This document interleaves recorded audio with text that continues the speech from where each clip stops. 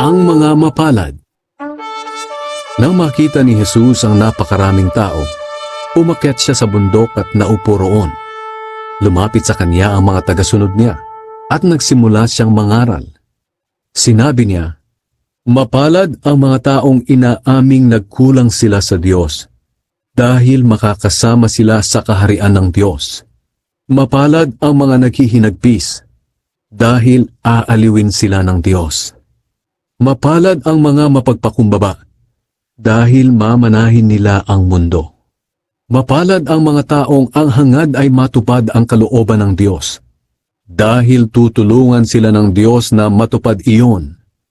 Mapalad ang mga maawain, dahil kaaawaan din sila ng Diyos. Mapalad ang mga taong may malinis na puso, dahil makikita nila ang Diyos.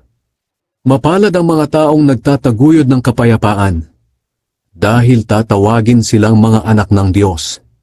Mapalad ang mga dumaranas ng pag-uusig dahil sa pagsunod nila sa kalooban ng Diyos, dahil makakasama sila sa kaharian ng Diyos. Mapalad kayo kung dahil sa pagsunod ninyo sa akin ay iniinsulto kayo, inuusig at pinaparatangan ng masama. Ganoon din ang ginawa nila sa mga propeta noong una. Kaya magalak kayo dahil malaki ang gantimpala ninyo sa langit.